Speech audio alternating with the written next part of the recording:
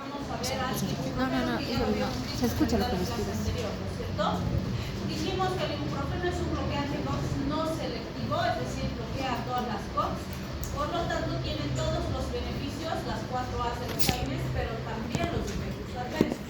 Como dijimos, es el que tiene mejores propiedades antiinflamatorias. O sea, tiene las 4 A's, pero si mi objetivo es controlar inflamación, ibuprofeno es una excelente alternativa. ¿Sí? La dosis dijimos es de 200 a 800 miligramos cada 6 a 8 horas. Se puede dar 200, 400, 600, 700. Es importante la presentación, como siempre se les ha dicho, porque ahí voy a saber qué le puedo dar al paciente. No le puedo prescribir, por ejemplo, ibuprofeno de 500 miligramos. Claro, está dentro del rango, sí, pero no hay presentación de 500. Entonces, por eso tengo que saber las presentaciones de los fármacos. ¿Sí? En los niños la dosis es de 5 a 10 miligramos kilogramo dosis, se da cada 8 horas y tengo muy buenos resultados. ¿Puedo darle cada 6? Sí. ¿Puedo darle cada 12? Sí. ¿Puedo darle PRN? También, porque no hay problema con resistencia, es AINE, no es antibiótico. ¿Sí? A pesar de ser un inhibidor COX no selectivo, como habíamos mencionado, su capacidad de generar alteraciones de gasto urinario o retención de líquidos es más baja que del resto de los AINES. Su capacidad de interaccionar con la coagulación también es bastante seguro. De hecho, algunos autores en algunos lugares están considerando, cuando el paracetamol no está siendo muy eficiente en dengue, por ejemplo, podría considerar ibuprofeno, pero no es de primera línea de ninguna manera porque sí afecta la coagulación. ¿Sí? Está contraindicado en poliposis nasales, angioedema, reactividad bronquial, meningitis asépticas, porque nos puede producir desviación de las vías metabólicas y mayor complicación. Básicamente decimos, podemos utilizar ibuprofeno en dolor, inflamación y fiebre de leve a moderada intensidad, independientemente de la causa. Obviamente, si mi problema es inflamación, repito, es la mejor alternativa que tengo. Otras indicaciones que tiene ibuprofeno son el cierre del conducto arterioso, la osteoartritis de rodilla, el dolor dental postquirúrgico. En este último se suele usar asociado ibuprofeno con paracetamol porque nos ayudan a mejorar el control del dolor, pero también a controlar la inflamación, que suele ser importante por la manipulación de sus procedimientos. Bien, el ketoprofeno vamos a ver que es el único AINE dual que tenemos. ¿Qué significa que es AINE dual? Que actúa en 2 vías metabólicas diferentes. Bloquea la COX y bloquea la lipoxigenasa. Vale decir, si regresamos a esa vía que habíamos mencionado donde actúan los AINES, acá, va a bloquear la COX, que eso es lo que hacen casi todos los AINES, pero también bloquea la lipoxigenasa. Por eso es dual, ¿sí? A veces dicen es dual porque bloquea la COX-1 y la COX-2. No, eso no es dual. La COX es una sola vía metabólica, ¿sí? Es dual porque bloquea ciclooxigenasa y lipoxigenasa, ¿sí? Y el único AINE dual que tenemos por el momento, pues es este ketoprofeno, ¿sí? Bien. ¿Qué vamos a tener del ketoprofeno? Se puede usar de 25 a 50 miligramos cada 6 a 8 horas. Tenemos también ampollitas de 100 miligramos en 12 ml o 100 miligramos en 5 ml para administración parenteral. Y en los niños se da de 10 a 20 miligramos por kilogramo día, que se puede distribuir en cada 8 horas.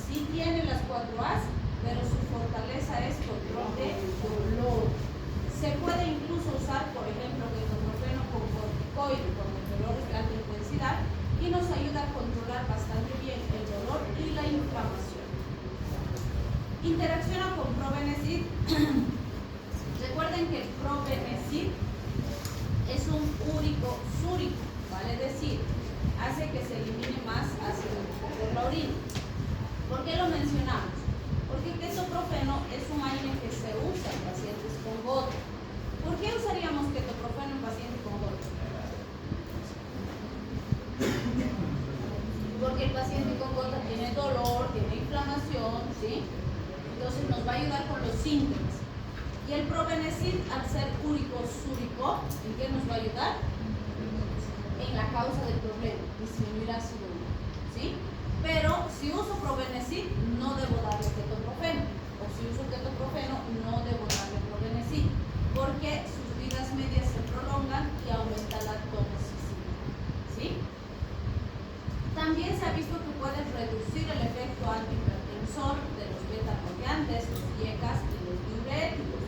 Entonces, si mi paciente fuera cardiovascular, o sea, cardiópata, y usa estos fármacos, mucho cuidado con ketoprofeno, ¿sí? Bien.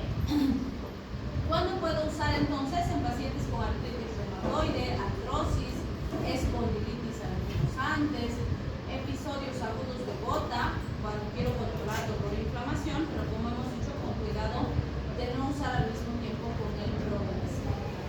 Bien, el diclofenaco podríamos decir que es un AINE muy conocido que se ha usado ampliamente y los traumatólogos son los que más han popularizado el uso del diclofenaco, porque realmente cuando tengo lesiones osteoarticulares es una excelente alternativa. Si bien diclofenaco es un AINE no selectivo, o sea, bloquea la COX de forma diferenciada, una de sus grandes ventajas es que se acumula en las articulaciones y eso determina que en lesiones osteoarticulares pues es una excelente alternativa. Además, fíjense, tenemos diclofenaco sódico y diclofenaco potásico. ¿Cuál es la diferencia? El diclofenaco potásico se usa en cuadros agudos porque su acción es rápida, más o menos a la hora, y el diclofenaco sódico se usa en cuadros crónicos porque va a actuar en 2 a 3 horas más o menos. Sí puede ser que inicie con diclofenaco potásico y luego continúe con diclofenaco sódico para mantenimiento, ¿sí? Y las dosis son parecidas. Por ejemplo, fíjense, el sódico se usa de 25 a 50 miligramos cada 8 horas por vía oral, o puedo usar ampollas de 75 miligramos en 13 ml intramuscular PLN, y en niños de 1 a 2 miligramos kilogramo día cada 12 horas. También hay tópico, también hay parches, también hay gotitas, también hay jarabe, por ejemplo, diclofenaco. Entonces, en general, ¿qué se recomienda? Si le das cada 8 horas, le puedes dar de 25 a 50 miligramos. Si le das cada 12 horas, le puedes dar de 75 miligramos, pues sí hay comprimidos de 75 también. Y si le das una sola vez al día, le puedes dar de 100 miligramos. Es una recomendación habitual, justamente, para disminuir el riesgo de efectos adversos. No se olviden que al ser un AINE no selectivo, las gastritis son de los principales efectos adversos, aunque no los únicos que se pueden presentar. Sí, van a ver que hay traumatólogos que le van a dar en inyectable intramuscular de 75 miligramos una vez al día y además le van a dar 50 miligramos cada 8 horas. No se considera muy necesario, pero pues es el criterio del médico de cómo va a controlar el dolor, la inflamación en el paciente, ¿sí? ¿Tiene las 4 A's? Sí, como es COX no selectivo, es analgésico, antiinflamatorio, antipirético, antiagregado. ¿Cuál es su principal fortaleza? Control de dolor, ¿sí? Por eso, para dolor, ¡pum!, pienso en diclofenaco, ¿sí? Pero viene las otras A's. Entonces, fíjense la aplicación. Artritis reumatoides, artrosis, espondilitis anquilosantes, episodios agudos de gota, dolor asociado a inflamación, va muy bien. El diclofenaco potásico, como ya dijimos, va a ser más en cuadros agudos, entonces voy a tener que puedo darle de 100 a 200 miligramos cada 8, cada 12 horas, en niños de 0,5 a 2 miligramos kilogramo día cada 8 horas. También hay tópico, también hay gotitas. En general es una gotita por kilo o PRN solamente cuando el paciente necesite, pero una gotita por kilo y va bastante bien. Es muy parecido al diclofenaco potásico, sódico. ¿Cuál es la diferencia? Este actúa más rápido, entonces en general este se usa al principio y después mantengo con el diclofenaco sódico. Otro fármaco dentro de los AINES que se ha usado bastante es la indometacina. Fíjense que la indometacina es un inhibidor COX no selectivo, pero tiene más propiedades. También actúa con fosfolipasa A y C, disminuye la migración de neutrófilos y la proliferación de linfocitos T y linfocitos aparte de que sí, por ser no selectiva tiene las 4 A's, su potencia principal es el control de la inflamación, porque al controlar estos otros mediadores de la inflamación, su eficacia en el control de la inflamación es más alto que el de los otros AINES. ¿Cuál es el problema? Tiene mucho más efectos adversos, por eso es que no se suele usar con mucha frecuencia, ¿sí? Los otros son más seguros. Entonces se puede dar comprimidos de 25 a 100 miligramos, hay supositorios de 100 miligramos y ampollas de 15 miligramos por 1 ml diario.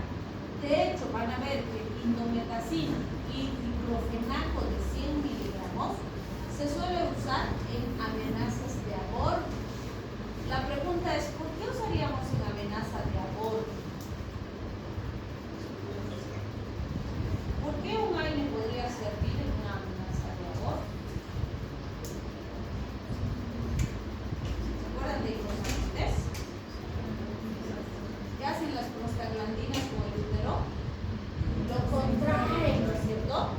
Entonces, si está con una amenaza de aborto, la pacientita, su uterito se está contrayendo. Y si yo le doy estos, disminuye la producción de prostaglandinas y el uterito se relaja. Sobre todo cuando el causal de la amenaza de aborto es infeccioso, ¿sí? Entonces puede ayudar. Pero eso es en etapas tempranas de la gestación. Porque fíjense, en etapas avanzadas de la gestación, o sea, después de la mitad de la gestación, el segundo y tercer trimestre, está contraindicado el uso de indometacina, porque me puede producir un cierre prematuro del conducto arterioso, ¿sí? Pero cuando está el pacientito, cuando ya ha nacido, ¿se acuerdan que dijimos que puede haber una falta de cierre del conducto arterioso? Ahí se puede indicar indometacina para completar el cierre del conducto arterioso, pero cuando el bebecito ya ha nacido, ¿sí? Bien, en adultos se recomienda de 25 a 50 miligramos cada 8 horas y en niños de 1,5 a 3 miligramos por kilogramo kilo. ¿Cuándo vamos a usar? Las mismas aplicaciones que los otros AINES, dolor, inflamación, fiebre de leve a moderada intensidad, tomando en cuenta esos pequeños elementos que acabamos de mencionar. Ahora, les decía que indometacina tiene más efectos adversos y eso un poquito ha ido limitando su aplicación. Fíjense, se ha visto pancreatitis, cefaleas, mareos, confusión, depresión, en sangre se ha visto suturas trombocitopénicas, anemia, en raros casos psicosis y alucinaciones, ¿sí? Entonces eso hay que cuidar. Tampoco se debe asociar con probenecid porque aumentan sus vidas medias, se inhibe la depuración renal y biliar y aumenta la toxicidad. Entonces, indometacina puede usar en gota, sí, pero junto con probenecid, no, igual que hemos visto cardina, ¿sí? Bien, esto es lo que les mencionaba. Fíjense, entre la semana 27 y 34 puede producir efectos adversos peligrosos para el fetito. Uno de ellos es el cierre prematuro del conducto arterioso, pero también se ha visto que puede producir alteraciones cardiovasculares, alteraciones planetarias, lesiones de la función renal, sistema gastrointestinal se puede comprometer. Por eso es que no se debe dar en mujeres embarazadas en el último trimestre de la gestación. El riesgo es sumamente alto, ¿sí? Bien, otro fármaco que vamos a ver dentro de los AINES es el ketorolaco, más conocido como ketorol, pero el ketorol es ya nombre comercial, ¿sí? El nombre genérico es ketorolaco, pero es el ketorol. Entonces, fíjense, ketorolaco es un inhibidor no selectivo de la COX, otra vez, bloquea con su 1, 2. Eso hace que sea un potente AINE, tiene las 4 A's de los AINES, pero dentro de estas 4 A's, ketorolaco para controlar dolores, pues es espectacular este fármaco para dolor. El paciente queda así, no me duele. Queda planchado, como decimos, ¿no? Es tan potente, imagínense, que con ketorolcito sublingualcito controlamos dolor postquirúrgico. O sea, el paciente que lo hemos operado y está ahí todo, ketorol sublingual, súper potente, ¿sí? Pero ojo, el punto clave con ketorolaco es que es muy nefrotóxico. El riñoncito se puede lesionar, ¿sí?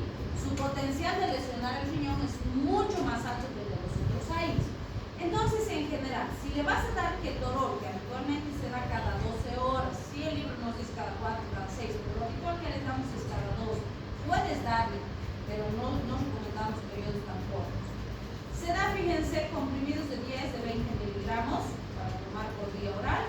pastillitas de 30 miligramos según el que tenemos, hay comprimiditos sublingual de 30 miligramos, que es más potente, ¿sí? Y sublingual, por supuesto, es más potente que vía oral, más tragando, ¿sí? Entonces, realmente es espectacular su efecto. Pero, ¿cuál es el punto? Si le vas a dar en horarios así tan estrechos, cada 4, cada 6, cada 8, no deberías pasar los 2 días de tratamiento, ¿sí? Si le vas a dar cada 12, cada 8, así más espaciadito, ya nos dice la literatura, 4 o 5 días podrías darle, ¿sí? Pero ya después de ese tiempo, se te puede lesionar el riñón y puede hacer fallas en el paciente. Entonces, ¿yo qué les digo? Prefiero que uses otro AINE para el control, para mantener el control del dolor del paciente, pero empezar con ketorolaco. O sea, le das primero ketorolaco para que bajemos así el dolor intenso que está haciendo sufrir al paciente, y luego lo mantienes con otro fármaco. Puede ser diclofenaco, puede ser meloxicam, puede ser incluso ibuprofenito, ¿sí? Dependiendo que tiene el pacientito. Y ese le das en horario, que es más seguro. Y le explicas bien eso al pacientito y le dices, solamente cuando te duela así, pero muy intenso y no estás aguantando, ahí el ketorolaco, ¿sí? Pero en general, aunque no crean, si tu primera impregnación haces con ketorolaco bien, luego mantienes con meloxicancito y el paciente está tranquilo, ¿sí? Y no tenemos riesgo de que se nos comprometa el riñoncito, ¿sí? Entonces, bien importante, de verdad el paciente, wow, si se siente súper contento, mágico es el que sí, pero si tú no le explicas eso, quieres tomar como tostado, ya le duele un poquito, que ya está ahí el ketorolaco. Ay, peligroso, cuidado el riñón, ¿sí? Y sí hemos tenido pacientes que han quedado con falla renal, diálisis, etcétera, porque se han tomado ketorolaco como si fuera cualquier otro fármaco, ¿sí? Entonces, mucho cuidado con eso. Es un fármaco maravilloso. Fíjense, tan potente que incluso pacientitos que con morfina ya no se estaban estabilizando bien, empezamos a intercalar ketorolaco, morfina, ketorolaco, morfina, y se controla el dolor, ¿sí? Es así de potente. Entonces, sí, tiene las 4 A's, pero habitualmente reservamos nuestro ketorolaquito para cuadros de alta complejidad asociados a dolor intenso, ¿sí? Bien. Aquí están los oxicams, estos son los derivados del ácido enólico, ¿no? La familia de los oxicams. Y aquí hay un parcito que usamos un montón, que son súper útiles herramientas y que a veces, como son de la misma familia, los meten al mismo saco y no son iguales. Tenemos al piroxicam y al meloxicam.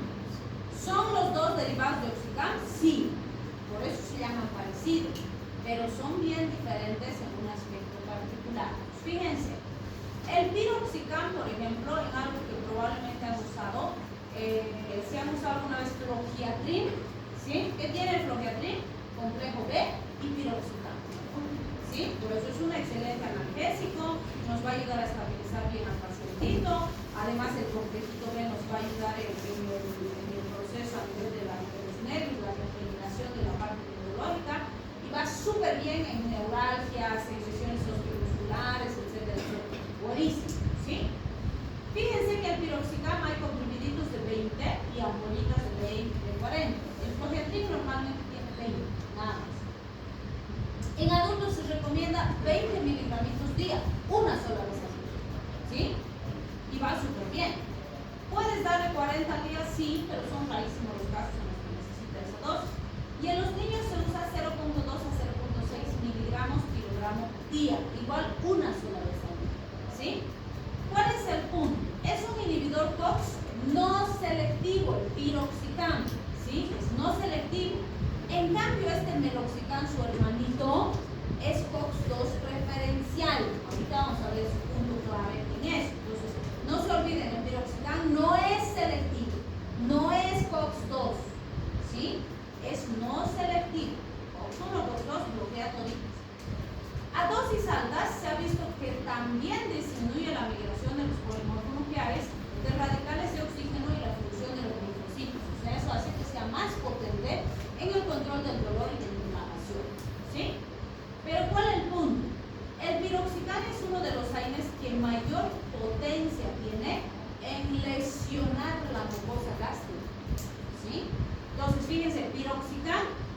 capacidad de producir lesión de la mucosa gástrica y hemorragias digestivas es 9.5 veces más que de cualquier aire. Vale decir, 10 veces más riesgo de lesión gástrica, piroxicam, ¿sí? En cambio, su hermanito el meloxicam, como es COX-2 preferencial, bloquea la COX-2 sin afectar a la COX-1. Los traumatólogos estos últimos años están amando al meloxicam y lo están usando un montón. ¿Por qué? Porque es más seguro para la mucosita gástrica del paciente, ¿sí? ¿Por qué? Porque como no afecta a la COX-1, no se comprometen las prostaglandinas gástricas. Y si voy a necesitar darle al paciente una semana, 2 semanas, periodo largo de tiempo, esto es mejor, ¿sí? Entonces, ¿por qué les enfatizo eso? Porque algunos dicen, es que el meloxicam es su hermanito del piroxicam. Entonces, mi paciente que ya tiene gastritis, ¡pum!, le meten piroxicam. Y piroxicam, hemos dicho, lo peor que le puedes dar si tiene lesión gástrica, ¿sí? De hecho, si usas piroxicam, tienes que acompañar con protector de la mucosa gástrica. Le darás un omeprazolcito, una paroxetina, ¿sí? Entonces, vean, aunque sean hermanitos, que sí son, los dos son oxicams, el meloxicam es excelente alternativa terapéutica si tiene gastritis tu paciente, pero el piroxicam es la peor si tiene gastritis, ¿sí? Aunque sean hermanos, ¿se dan cuenta? Bien, entonces fíjense, acá tenemos a los inhibidores COX-2 selectivos o preferenciales, vale decir, que solo actúan COX-2 sin afectar a la COX-1. Estos son una belleza, se han diseñado pensando en nuestros pacientitos con artritis reumatoide, porque ellos van a tener que usar analgésicos antiinflamatorios toda su vida básicamente, porque no se va a curar su enfermedad de base, ¿sí? Entonces para ellos nos interesa mucho la seguridad, que tenga menos efectos adversos, y estos al ser selectivos COX-2 o preferenciales COX-2, mejor, pues, ¿no? Menos riesgo vamos a tener. Entonces fíjense, aquí está el celecoxib. La diferencia entre celecoxib y meloxicam son de dos grupos diferentes, de hecho, pero los dos son COX-2 preferenciales o selectivos. Bueno, celecoxib es selectivo y meloxicam es preferencial. Esa es su única diferencia, pero los dos actúan en la COX-2. Les pregunto a ustedes, ¿cuál es la diferencia entre COX-2 selectivo y preferencial? ¿Cuál es la diferencia? ¿O es lo mismo? ¿Qué es diferente entre selectivo y preferencial? Preferencial prefiere ese receptor, por ejemplo, si depende de la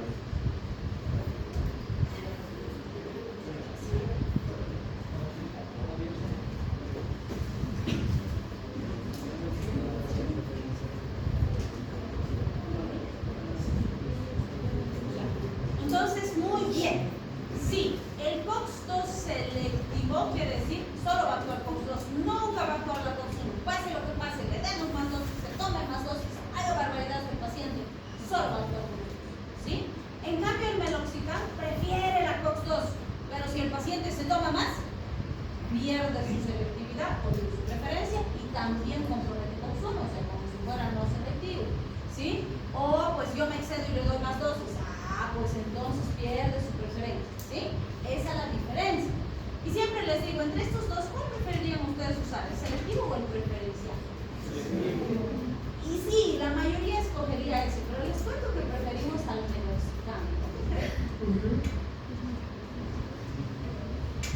Porque el celecoxib tiene antecedentes familiares terribles. Vean por qué es importante conocer la historia de nuestros fármacos. Fíjense, no estoy diciendo que el celecoxib es un mal fármaco, es muy buen fármaco, pero en general en nuestro medio y en varios países no se usa mucho, ¿sí? En Chile, por ejemplo, sí usan a patadas celecoxib, no tanto. ¿Por qué? Celecoxib es de la familia del rofecoxib y valdecoxib. Esos dos fármacos no los van a pillar en el mercado porque se los han retirado, ¿sí? Y se los han retirado del mercado más o menos un añito después de que salieron al mercado. Y se acuerdan en nuestra línea de tiempo de tantos años que nos cuesta producir fármacos. ¿Se imaginan qué tendría que pasar porque se tiene un fármaco así de rápido? ¿Qué creen que tendría que pasar?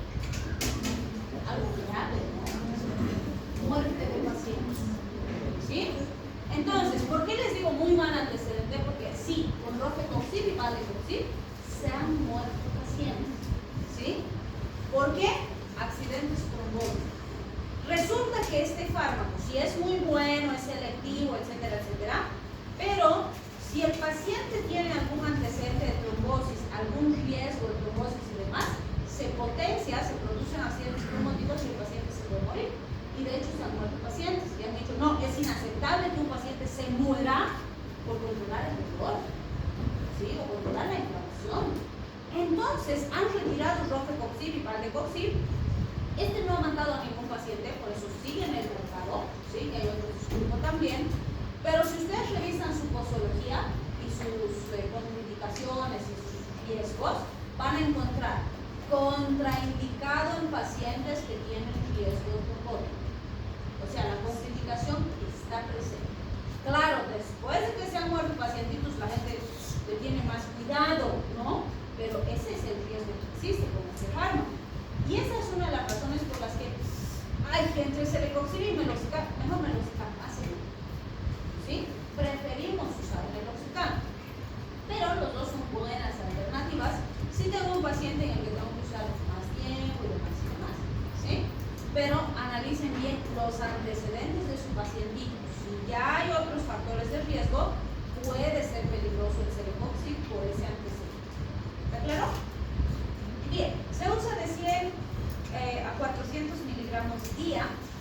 Lo habitual es usar las dosis más bajitas. No tiene efecto antiagregante plaquetario, sí se ha visto exantema y también interacción negativa con la warfarina. Y obviamente, los pacientes que estamos dando warfarina tienen riesgo de trombosis, si no, no les estaríamos dando anticoagulantes, ¿no? Entonces, mucho cuidado con esas asociaciones también. Y meloxicam se usa de 7.5 a 15 miligramitos cada 12 o cada 24 horas. Entonces, en general se una o dos veces al día y va súper bien, ¿sí?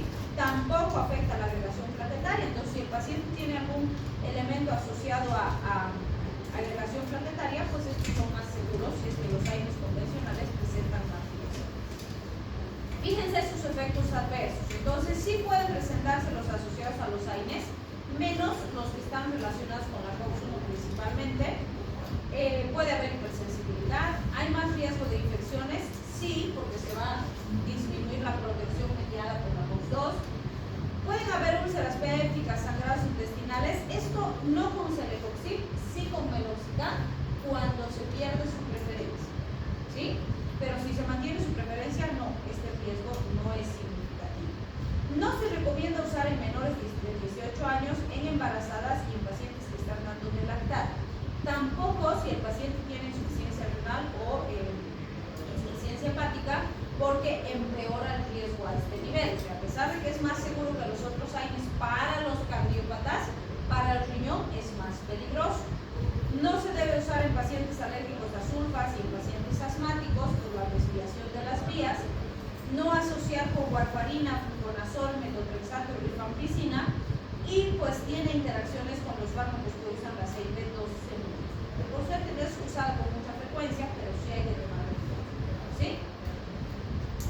Bien, y no podemos dejar de ver a nuestra querida dipirona, también conocida como metamizol, ¿sí? No es AINE, otra vez, no, el paracetamol y la dipirona no son AINES, son potentes analgésicos, sí.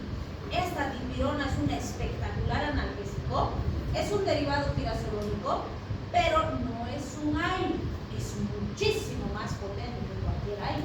De hecho, cuando nuestros AINES fracasan, recurrimos a la dipirona, ¿sí? Pero ojo, nosotros seguimos usando ampliamente, pero la Unión Europea y de hecho los países europeos la han retirado de sus esquemas de tratamiento, está contraindicado, prohibido usar dipirona en Europa, ¿sí? Y vamos a ver por qué.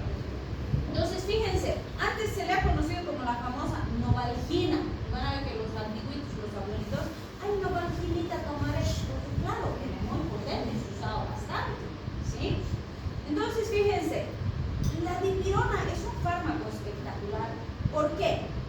Aparte de que inhibe la COX como los AINES, también inhibe canales de calcio, ¿sí? Y eso relaja el músculo y por eso es que también se le conoce como un potente antiespasmódico, ¿sí? Y dolor asociado a espasmo y demás, excelente alternativa terapéutica. Libera óxido nítrico, lo cual también relaja la vasculatura y el músculo liso. Es agonista opioide, o sea, como la morfina y demás, también nos disminuye el dolor de alta intensidad. Pero además estos últimos años se ha visto que también es agonista de receptores THC, los receptores cannabinoides. Ahí actúa la marihuana, ¿sí? Y sí tenemos receptores cannabinoides. Entonces, fíjense, y se cree que todavía hay más cositas. Por semejante cantidad de mecanismos de acción, es pues un analgésico súper potente. Por eso cuando con todos los aires y demás hemos fracasado en el control del dolor, dipirona nos va a ayudar a controlar el dolor de alta intensidad que no hemos resuelto con las otras alternativas, ¿sí? Por eso nos dice dolores agudos, intensos, ¿sí? Si tenemos espasmos, dolores abdominales muy intensos y demás, perdón, está cambiando la temperatura ambiente, ¿verdad? Entonces, fíjense, es muy importante aquí que cuando hablamos de este efecto antiespasmódico, y eso sí es mala praxis, se considera mala praxis, van a ver que a veces llegan los pacientes a la emergencia 2, 3 de la mañana, ¿sí?